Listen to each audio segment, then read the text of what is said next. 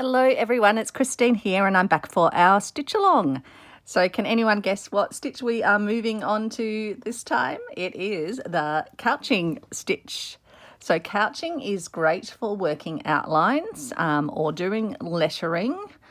You can also use it to fill shapes, and it's really good when you've got a thicker fibre that's going to be too difficult to pull through your fabric, because you can just lay the fibre on the surface and then couch it down with little stitches that sit over the fibre and hold it in place, as I've been doing here. So yeah, really good for lettering, and I decided to do a lovely sort of, I guess, running loopy sort of stitch to write the word couching. That way I don't need to do back stitching of it. We just stitch it in the form that we are actually learning the stitch for. So I'll continue on to show you how it's done. So basically, let's pretend we're just starting here. I would lay the thread where I want it to be. So I'm going to want a second loop on my letter H here. So I'm just going to lay that in place. I'm going to hold it with my finger a little bit, although I get my thread. And then I've just got a piece of just thin red thread here that I'm going to use as my couching. So that's got a knot on the back, or in this case I've been using it already, so it's already at the back of the fabric. And I'm just going to get that ready. And then I'll actually it'll help me if I just pop it through where I'm going to want one of these little bottom of the loops to be. So I'll just pop my needle through ready, and then I'm going to just arrange where I want the loop to go around. So if you can see, I've popped it at the bottom. I've done my little loop with the thread. You can then let the couching thread go, and I'm going to do one little stitch on the other side. So it's a very sort of narrow little stitch that you do, just to hold the thread in place. So as you can see there, the thread is now held in place there. And you can maneuver it, because I want mine to come round in a little loop. So I just pulled it a little bit to the side, and then we can do our loop. And so my next stitch I'll probably do up in the center up here to hold that in place. So I'll pop up at that center point. Doesn't matter if your couching thread moves while you're doing that. You can just position it in place where you want it. And then I'm going to do a little stitch over that will hold that middle bit in place. And then I can tighten it up a bit if I want, which I do. So it's holding down the bottom, and now it's holding in the center. I'll probably put now another little stitch in just over here to hold this little loop exactly where I want it. And obviously, if you're just doing this on a straight line, even easier than this. I just thought I'd show you something a bit more fun of doing the lettering in it, because I think it gives a lovely effect. I really like the red on the blue stripe as well, very French looking. So I hope you're having a great day or a great evening. And so here I'm just putting some extra little securing stitches in around the loop. So just extra little couching stitches, so coming from one side of the thread and then popping the needle down on the other, and you can't even, unless you look really closely, you can't even see where the stitches are. So now I'm going to come across to where I've got the eye, so I'll bring it sort of over that direction. So the next place I will pop up will be sort of halfway across here.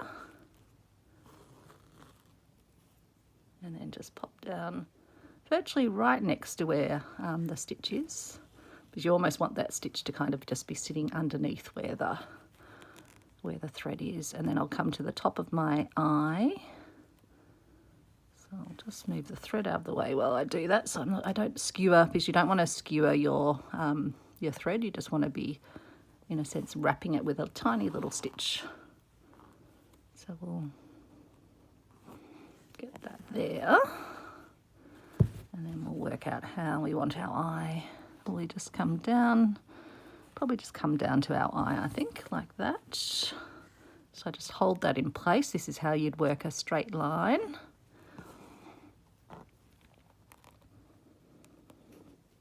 Sunday morning here. Just had some breakfast. Still a bit croaky. I don't think I've used my voice enough today. Travis had a nice little cuddle on the couch with me before while I was having my coffee. Still got a bit of coffee to have. But it's a bit of a grey day. Originally, Alex's brother wanted us to go out to Yarra Valley. He's a winemaker out in the Yarra Valley, and take some photos for him for like a marquee type thing. He wants a large format photo to go on the back of that. So I'm not a professional photographer. I've done a fair bit of photography in my life. So I said, yeah, happy to come out and see if we can catch anything that you want to use. But I think it's going to be a bit too grey today. We'll have to pick a better day. And usually I'd prefer to do my photography sort of at that magic hour when it's really nice and golden. So I'm just going to put another little couching stitch down here.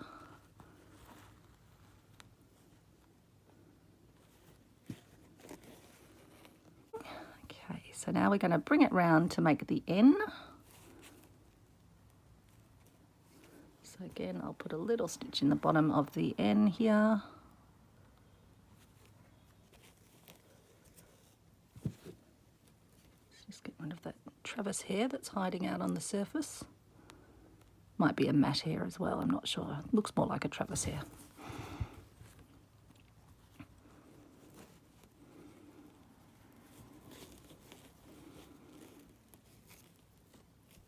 So I think you'll be watching this video next Saturday, so next weekend. By the time we are watching the video, we'll be into the next weekend, hopefully.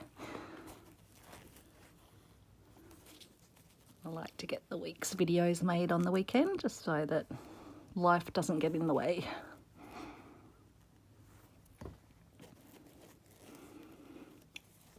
Because you're a loyal bunch that's following along, and so yeah, don't want to disappoint you and not have a video for one of the days. We've managed to do every day so far. It's been just amazing seeing people's work in our little Facebook group as well. Just people's, yeah, amazing stitching. Just love how everyone's doing it in their own style.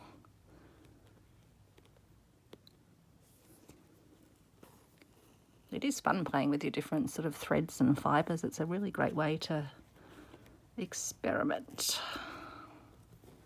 Some of the stitches definitely work with a thicker or a thinner fibre.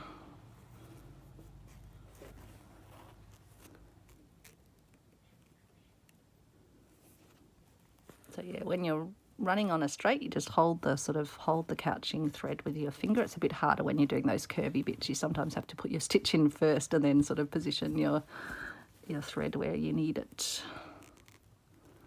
Maybe that one needs to just go down a smidge further. I'll just put one more stitch in the bottom.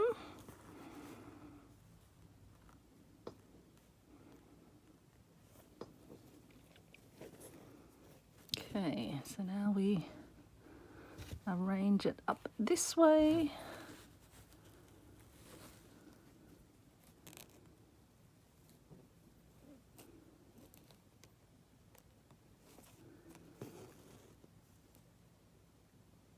And yeah, the friction marker, that's a great one to have if you're just wanting to, because it's much easier obviously to write your letters on, and a friction marker's erasable with heat. Some people do have problems of them leaving a little faint marking. I have seen a very faint on a couple of things, but nothing that's usually a problem, particularly if you're stitching over it anyway. It won't matter if there's a faint marking underneath.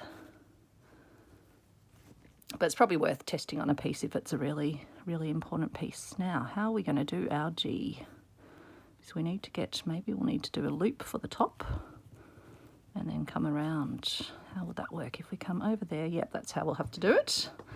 So I might go to the end where I want to make my loop. So I'll pop over to here and then I'll get my thread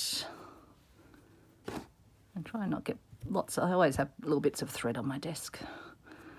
Always. Okay, so we're going to do a loop like that. So let's bring our needle through where we want the loop to be. I've got my hair caught in it now. It's all happening here. And we want it to loop that way actually. So, is that the way? No, I think I want it to go the other way. Thinking. Guess it will have to go. Let's just see. Like that. Okay, so we'll just... And because you're not skewering the thread or the yarn on the top, yeah, you can just get your sort of stitch in, and then you can position your thread where you want it. As long as you've caught your thread, it'll work. So I can pull that sort of tighter through so that it's sort of running where we want it. So we're just going to put our loop like that, pass our needle not catching the fabric. I mean, it's lucky I realised it'd be a shame to get to the end, have it all nicely couched down, and then realise you've picked up some fabric you don't want at the back. Okay, here we go, nice loop there. Then we can start to bring it around. So I'll probably put a little stitch here where the loop crosses over, just to hold the two bits in place. And then we can do a loop.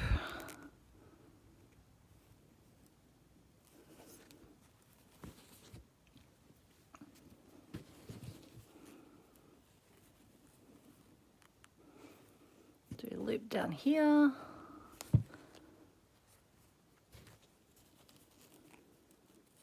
And then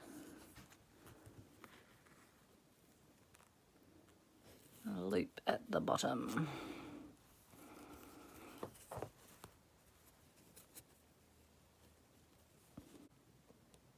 So I'll put a little stitch in where it's going to go around, like that.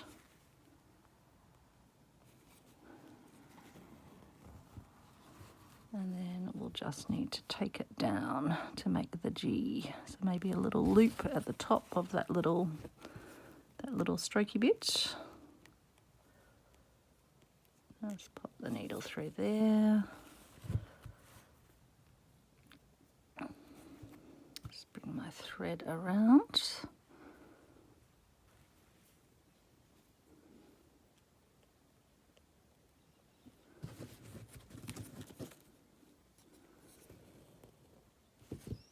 And then we can come down to the bottom.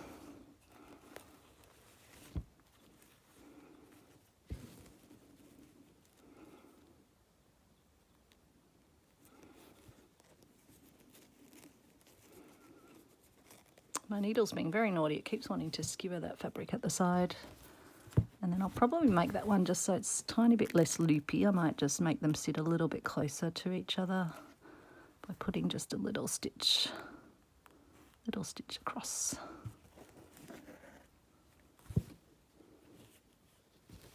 So there we go. And then once you're done, once you're happy that you've got your thread where you want it to be and you've finished off, you would tie that little couching, the thread that you've been using to put your little loops over, and then you just take your final piece off. And there you go. That is couching stitch. And so in the picture that you'll see at the start of this video, and I'll pop a picture at the end actually as well, I will do a couching, a little line underneath with a contrasting couching thread to show you that. But I won't make you watch that now. Thanks everyone for watching, and I'll see you back tomorrow for a couching bow. See you then, folks. Bye.